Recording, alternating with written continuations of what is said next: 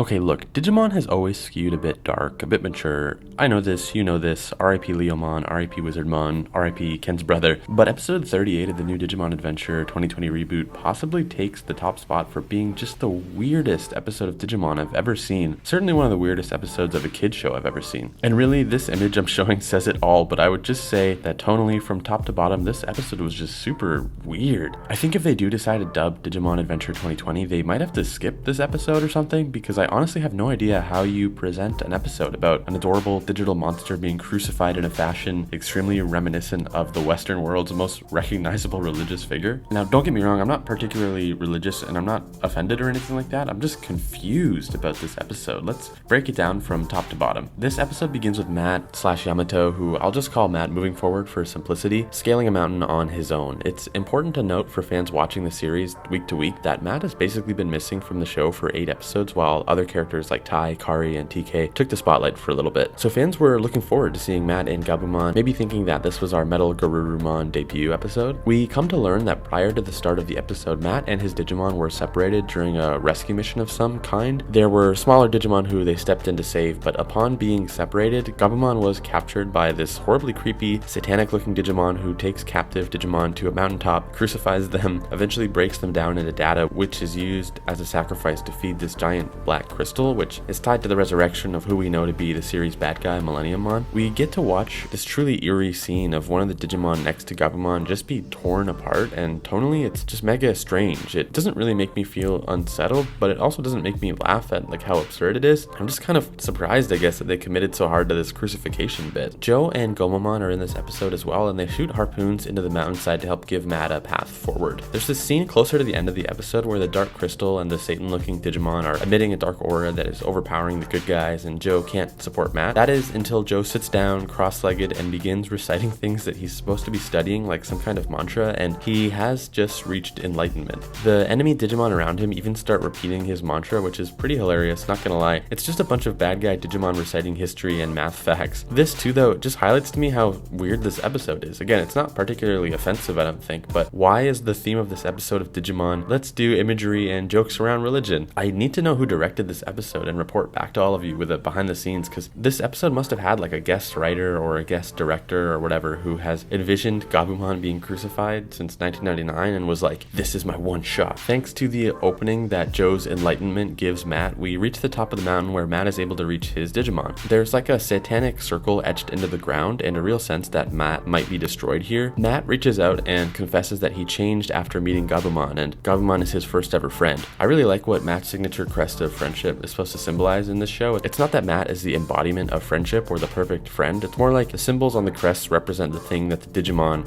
are teaching their partner kids as they grow. You know, Matt is learning what it means to be a friend. We get Garurumon and Were Garurumon evolutions here, reminding us that this is still Digimon and not Passion of the Christmon. We even see Sagittarius mode make a return, you know, the sort of flying Were Garurumon. But what's even more interesting is we do get a shot of the essence form / aura form of Metal Garurumon for a few frames surrounding the final attack. This matches with how before War Greymon fully debuted, we saw 2 instances of that golden light silhouette of War Greymon. Same thing happened with a golden Hercules Kabuterimon, and actually I missed it last week, but some fans pointed out to me that Lilymon has the silhouette of Rosemon, particularly Rosemon's cape, while charging up for her final attack last week. When the episode ends, Matt and Gabumon along with Joe finally meet with the rest of the crew, including TK, Pegasusmon, and the other Digidestined. If it's not clear already, tonally I just don't think this episode really worked for me. It was somehow too self-serious. Like, the weird part with the crucifixion stuff is that it wasn't even really like a joke, I don't think, and at first I wondered maybe they were completely unaware of the religious factor, you know, the religious imagery, but then Joe having this sort of Buddhism enlightenment thing, it was clearly this episode playing with religious imagery, I guess. And again, just to emphasize how tonally